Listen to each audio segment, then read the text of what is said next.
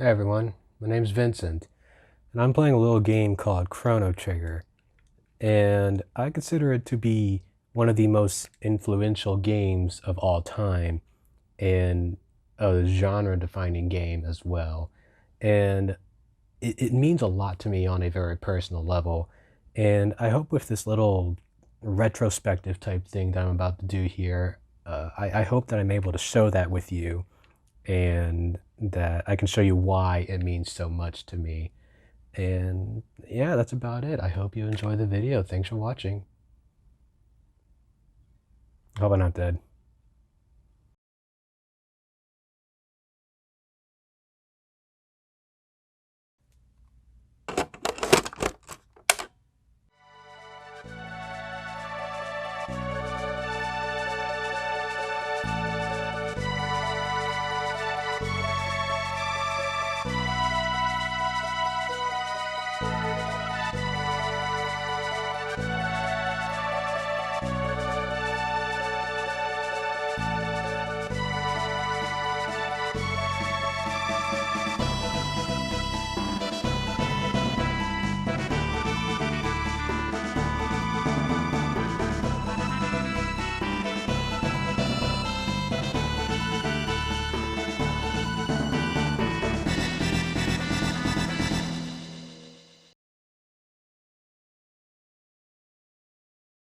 Chrono Trigger is a game that may have perfected the JRPG genre when it was first released. With its complex yet simple storyline, characters, and gameplay, it is something that has never been replicated and I don't think ever will be, or at least not in this generation of time. It had all the absolute perfect circumstances going for it, a dream team trio working on it, plenty of experience at that point with the SNES hardware thanks to Square's previous games on it, and with the tireless work from the whole crew, they managed to create something truly special.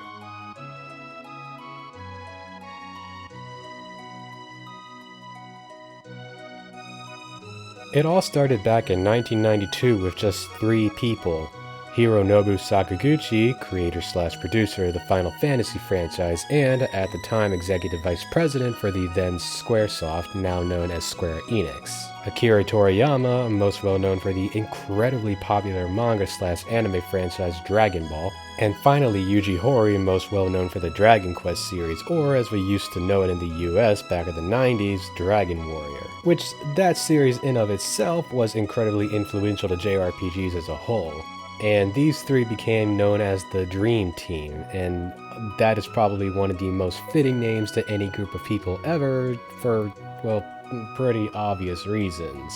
They were on a trip to the States to research computer graphics when their creative brains began to brew up something. They eventually decided they wanted to create something that no one had ever done before. They then took an entire year of trying to figure out just how to accomplish such a massive feat. They then nearly had given up on their dream until a Square producer, Kazuhiko Eikoi, gave them word of him wanting to work on it with them. Eventually, they all met up together and began throwing around ideas on just how to make their dream into a reality. They then managed to get together a development team of over 50 plus people, which was massive at the time, and in early 1993, Chrono Trigger finally went into full production. Someone on the development team had suggested time travel, which Masato Kato, of Ninja Gaiden fame, and who penned the script, didn't like at first. He feared that the gameplay would become dull and or repetitive. But despite his initial oppositions, time travel would eventually become a central part of the game. Now, the game wasn't supposed to be Chrono Trigger. Heck, it wasn't even supposed to be an original IP. Square Enix had originally lined it up to become a new installment in the second Densetsu series, or the Mana series as we know it here in the West, going so far as to give it the working title of Maru Island. They had wanted to make the game for the Nintendo Super Famicom disk drive, but after they canceled the system, it was decided to put the game on the classic cartridge instead. Now, a benefit from this was that there were seamless transitions from the maps into the battles, something that the game would end up becoming widely praised for. But what did the main team do exactly? Well, Sakaguchi helped supervise everything and helped contribute many designs for monsters. Hori helped as a supervisor, but was also the main writer for the script. Toriyama designed the game's overall look, including the characters, monsters, vehicles, and really just every area in the entire game.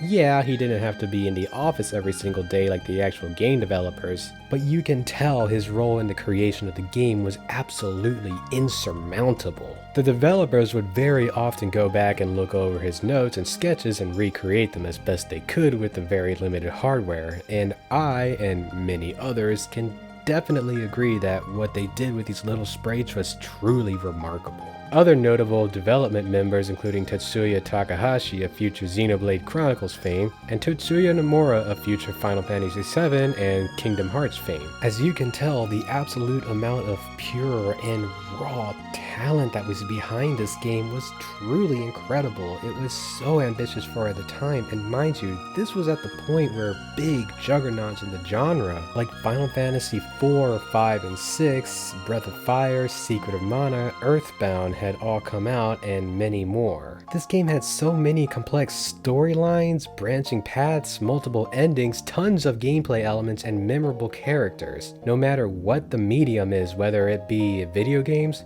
film, literature, or theater, this is a lot of stuff to cram into one story. How did they pull it off without it becoming completely bonkers and plain nonsensical to the players? Well, they had daily meetings to make sure that everything was perfectly on track. This game also had a very long development period as well. To quote, nearly 2.5 years, I think. It was started after we finished Final Fantasy V and Hanjuku Hero, right? Between now and then, Final Fantasy VI was completed and Live Alive 2. Most games back then really only took a few months to maybe a year tops or so, so they really took their time in making sure that they really got this one right.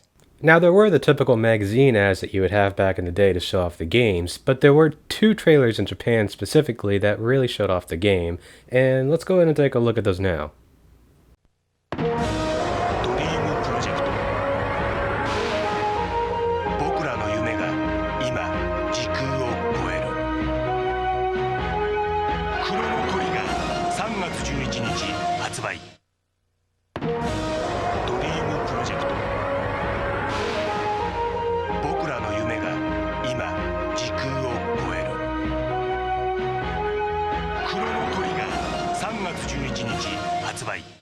Now, what you just saw was probably to be expected for an ad for a game like this, you know, that kind of grand epic feel, right? But what did America do? Let's go ahead and take a look, and you might notice some interesting captions.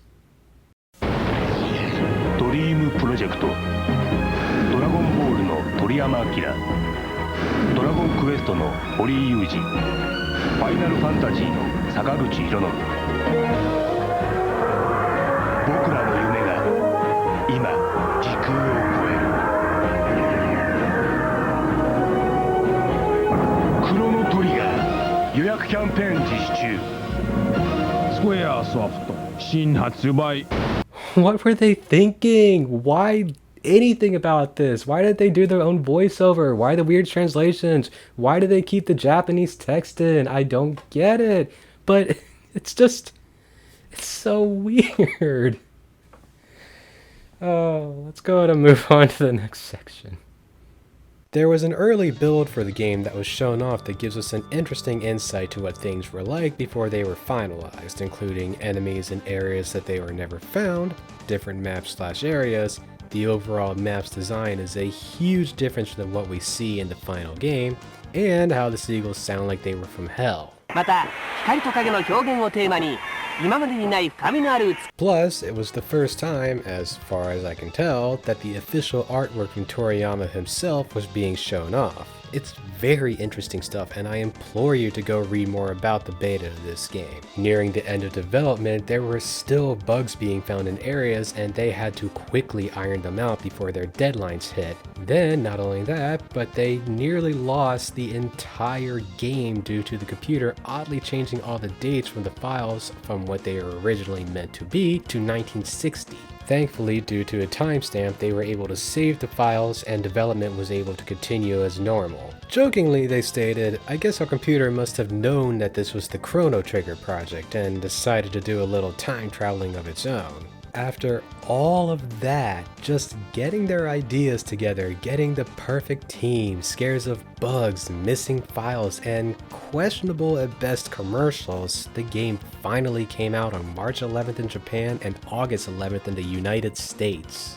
It got critical acclaim from critics and audiences in both Japan and North America, and it is still, to this day, by most veterans and newcomers to the game, considered to be one of the greatest games of all time. The game then flew off the shelves. Now, what made the fact that it sold so well even more astonishing to me is that most brand new Super Nintendo games back then cost only around maybe $45 to $50, $60 at most.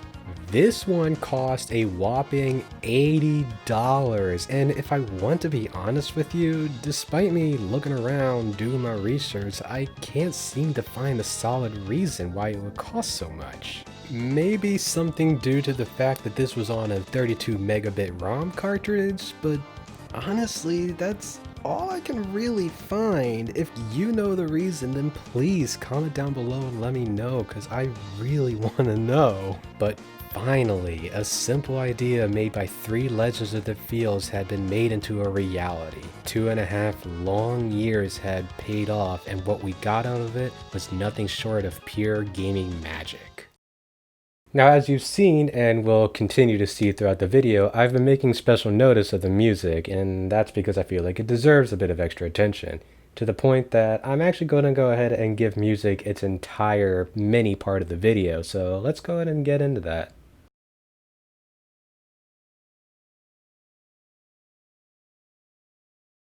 Yasunori Masuda had been at Squaresoft for over 2 years up to that point, and despite him technically having the title of composer, he had never actually had a chance to do any actual composing. He had only been given sound effect duties on games such as Hanjuku Hero, Final Fantasy V, The Seventh Saga, Secret of Mana, and Romancing Saga 2. Square obviously now knows how much of a powerhouse composer he is, but at the time they just never seemed to notice this and never gave him a chance at any real composing jobs. So one fateful day, he got up and went to the semi-head honcho of Square Enix himself, Sakaguchi, and was like, "Give me a job, man, or else I'm getting out of this dumb company." And then he was like, "Yeah, sure, dude, whatever." And then he was like, oh, well, that was easy. Or something like that, I'm sure. Anyways, he was given the sole composer duty for the entire game, and then he got straight to work on the music despite knowing how much of a challenge it was going to be. He thankfully already had a small backlog of music he had created in his own time and was able to adapt to the game, but the rest was done with pure hard work. And then by the end of his composing, he had created a whopping 54 tracks. He would often be found asleep at his desk because of all the long work hours he made for himself. Even in his dreams, his music never stopped composing, and he even came up with a piece called Too Far Away Times, as he stated in an interview with OneUp.com. He later then stated that the song was dedicated to a certain person with whom he wanted to share a generation. He would often keep in very close contact with the developers so he could better create music that would fit perfectly to capture the scene. If a scene needed to feel triumphant, sad, happy, or even have like conflicting feelings, he would make sure that this happened via the music perfectly. Now, this seems like a no-brainer thing to happen, but this wasn't so common back in the day as it was nowadays. There are even 2 whole tracks that were fully composed but never made it into the final game. Here they are now.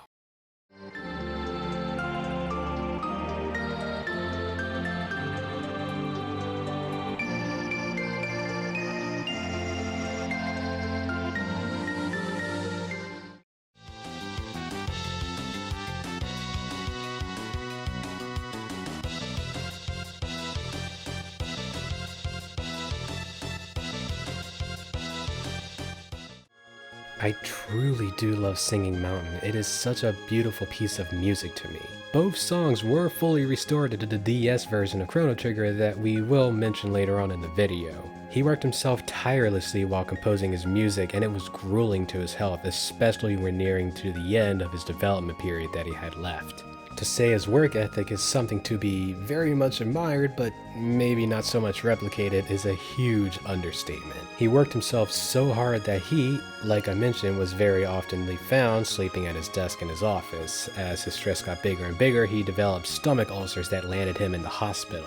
Now, when I said he was the sole composer, that was kind of a lie, because while he did the majority of the music, his health was on the decline, so they got Nobuo Uematsu to help finish the rest of the music, with him composing 10 tracks. His hard work and pure dedication to the game and to the medium as a whole will never be forgotten, and here's just a couple of other favorite tracks of mine from the game.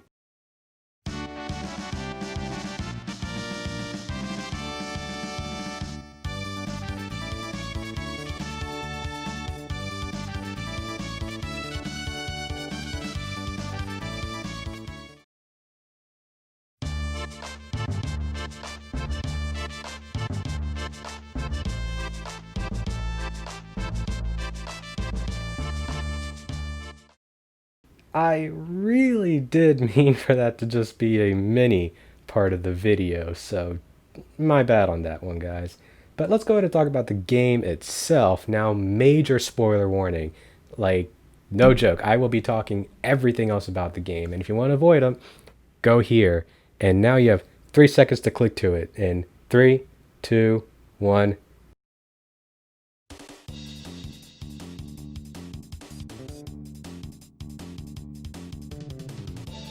Let's start off with the main/playable characters, and what a better way to start off than with Chrono himself, and the fact that his name doesn't have an H in it still irks me to no end.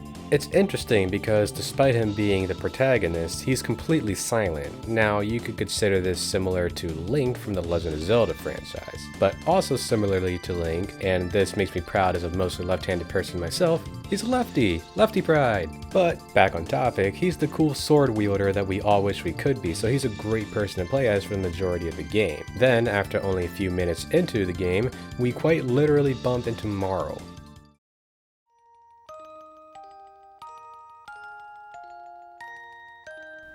Marley? Yeah, character names in this game are heavily debated, but I'm just going to be sticking with what I've been pronouncing all my life, so please don't get too mad at me. Marle is the free-spirited, fierce, and headstrong character, which very much pushes and grinds against her father's much more traditional and equally headstrong values. It doesn't help that when we first meet her, she seems like an ordinary girl, but we very quickly find out that she's the princess of the entire kingdom. When Chrono is being put up on trial for his, with massive quotes, crimes, she pleads to no end that he is innocent, but her father just doesn't care. The pushback gets to be so hard that she ends up running away from him and the castle altogether after Chrono escapes from prison.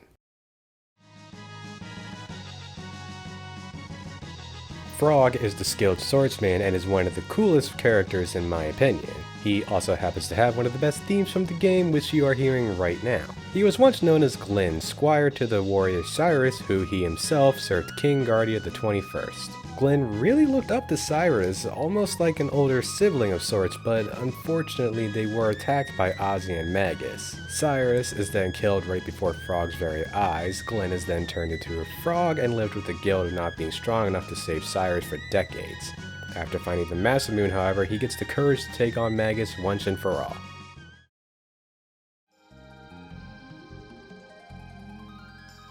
Luca is the childhood friend of Chrono. She loves machinery, robots, and technology. She's basically the super duper smart one of the group.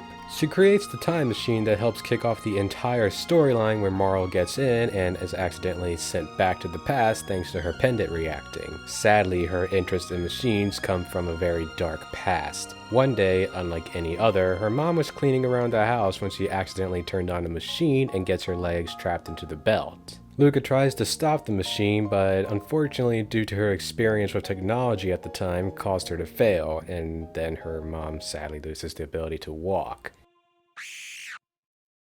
And ever since then, she vowed to learn more and more about machines so nothing like this would ever happen to anyone again.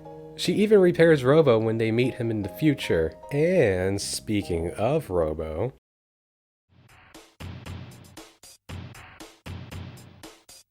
Robo was originally created to study humans and serve them as needed, but after Lavos attacked, he became deactivated until 2300 when, As mentioned before, the party finds him and reactivates him. He struggles to find his meaning in life and wants to understand human emotion more. Later, his own creator and fellow robots try to corrupt him and make him kill humans, but he doesn't back down from his morals and destroys them. He eventually helps cultivate an entire forest in 600 AD and learns at least some human emotions by the end of the game.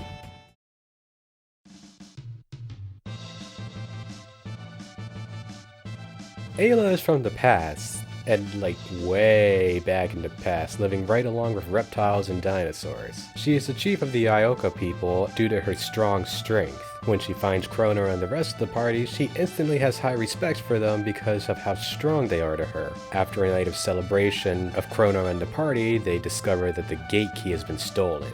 They learn that it was stolen by Azalo, the head of the reptiles. They go defeat him and get the key back. Her entire design goes back to the fact that she's from the caveman era. She runs on all fours like a cat, her clothing being nothing but animal furs, and her attacks are wild and bare. She literally can't have a weapon of any kind equipped to her because she only needs her fists and kicks. She has the highest physical damage output of any of the members.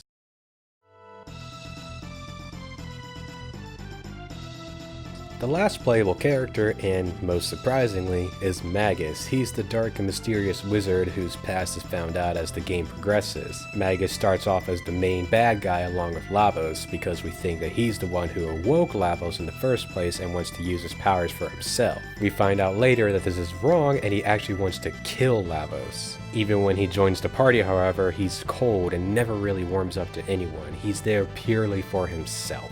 Let's go ahead and talk about the side characters briefly, and I promise it's actually going to be brief this time, okay? Nearly all of them have so much personality. Heck, some get more personality and backstory than other main characters in other games. Tata the Kid, for example, is mistakenly made into the literal poster child hero of his village. Toma, the treasure hunter who's always on the move and is constantly trying to beat you to the next big treasure.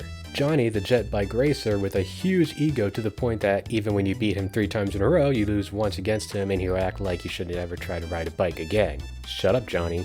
Finally, among others, a man named Gasper who can be found at the end of time. He tells you details of the story and can also give you hints as to where/what you need to be doing next just in case you get lost. Interestingly, he was actually going to be another fully playable character but was cut most likely for time and story constraints. He would have used his staff as his main weapon for gameplay. The game also has some great villains, from the ever so gallant Dalton who wants to become immortal with Lavos' powers. Queen Zeal, who wants Lavos for similar reasons, but feels way more threatening and has an intense boss fight. And my favorite trio of villains, Ozzy, Flea, and Slash. Now, a well-known fact among fans is that these 3 were named based off of these 3 musicians. But a lesser-known fact to the US fans is that the original Japanese names were Benegar, Mayonnaise, and Soisa, clearly named off of these 3 condiments. What an odd choice of names, but I really like it, so I guess it's okay. As you can see, all the characters have very distinct and very meaningful roles during the game. Not one of them is used as just filler or a plot device to keep the story moving. They all have reasons to exist and none of them are unlikable. They all have great moments and their distinct personalities bounce off of each other so effectively. Very few games can accomplish this, but Chrono Trigger did, and that's amazing.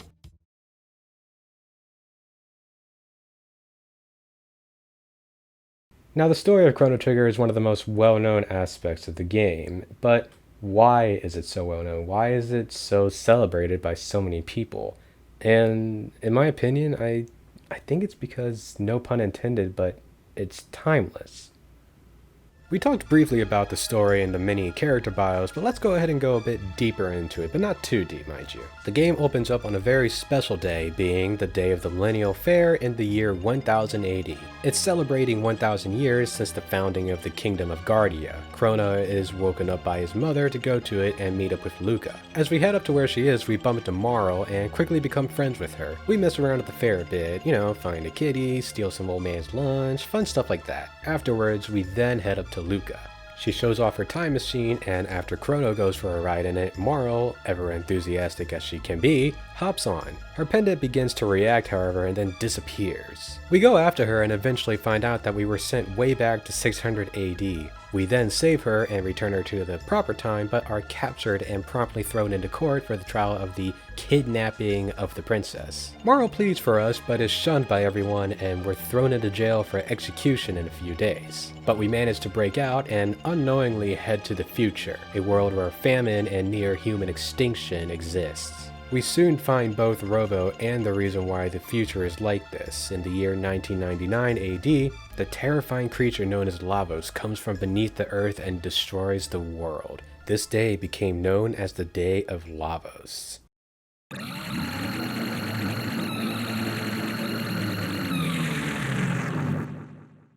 Side note, that scream legit really scared me as a kid. I remember I'd have to turn down the TV volume all the way when I knew the scream was about to come up so I couldn't hear it.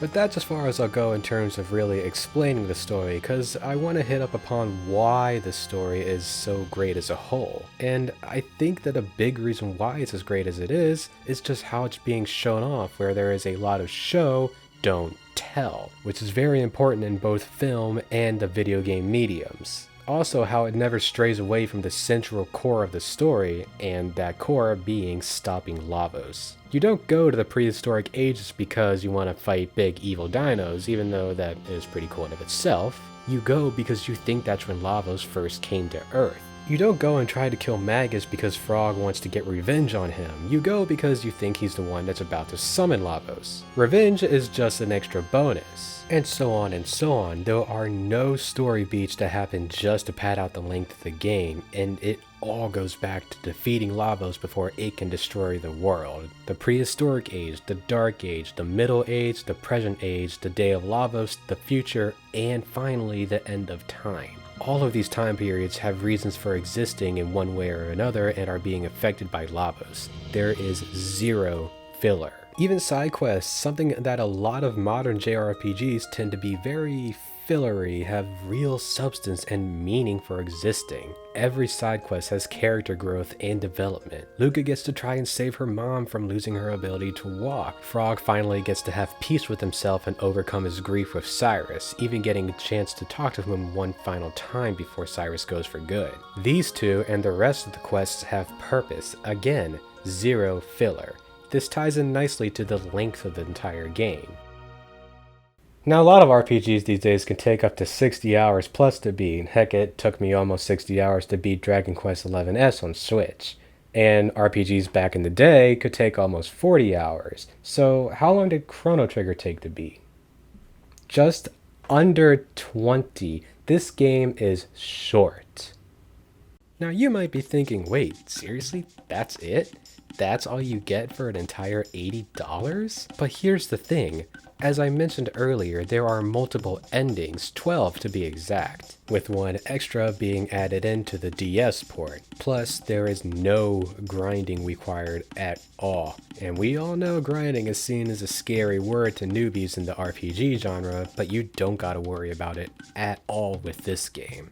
Now, of course, you can grind if you really gotta because you're stuck at a boss, but the game is so careful and so precise about making sure you have enough level ups that you are never forced to grind. More than likely, you just need to change up the strategy that you're using going into the boss fight, and once you do that, you should be able to beat it. Not only that, but this game literally invented New Game Plus. It did not exist before Chrono Trigger. So when you do select New Game Plus, all your stats and nearly all of your weapons from your first playthrough transfer over to your new save file. This was huge, and the feature is still being used in all types of games and all types of genres today.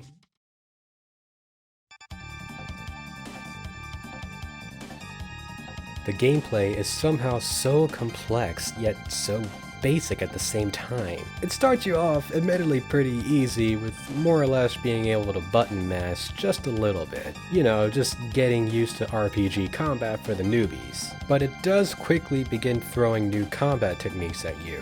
Then, as you keep playing and keep getting new characters, you'll get these things called double and triple techs. These allow you to use your MP, or magic points, to unleash super powerful attacks against your enemies. They all have beautiful animations to them, and just as you wish there were more of them, the game gives you them. Basically, after every battle, you get something called tech points, or TPs. After you get enough, you get a new attack. It's pretty basic stuff. And this doesn't ever stop happening during the entire game. Even up to the last area, I was still getting new attacks to try out. Another gameplay aspect that has been highly praised is how the enemies are able to move around on the battlefield. Some of these attacks have radiuses, so you can wait a little bit longer as needed to attack so you can get more enemies in. There is so much strategy involved with the battles that I almost never skipped them because they were all just so fun. Finally, the transitions from the field to the battles was completely seamless and was seen as impressive for the time.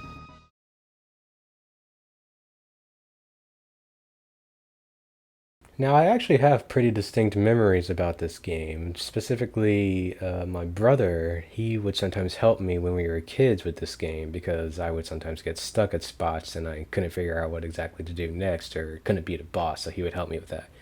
I also remember my grandma, she got me my DS copy of the game. I even heard a percent of it. Go ahead and check it out. Now, I could just keep going on and on even further, but really this video has already gone longer than what I intended it to, and I'm struggling on how I want to end this exactly. I guess I can very quickly mention that there have been two sequels, technically speaking. One being Radical Dreamers. This was a text-based game that the creator has disowned because he wasn't happy with the final product, and I got this little repo cart right here. The second game being Chrono Cross, another game that I and many others really adore. But it's also no secret that this isn't really a sequel to Trigger like many people are hoping for. Even the developers have made the distinction between the two, saying Cross is Cross, not Trigger 2. Chrono Trigger has also been ported several times, including the PlayStation, DS, mobile, and PC. And if you had to play one of these variations, I would absolutely go with the DS. It has extra content and the, as mentioned before, extra ending that helps link it better with Chrono Cross. Quite honestly, despite how many people want a true sequel or even just a game in the Chrono series, I just don't think it's ever going to happen. Even the creators themselves have said they wanted to do another one, but Square Enix just refuses for whatever reason. But despite never having any true sequel or even a game in a series in over 2 decades at this point, Chrono Trigger still stands above all other games as one of the greatest and most influential of all time. This game truly is the definition of timeless. Happy 25th anniversary, Chrono Trigger, and thank you for watching.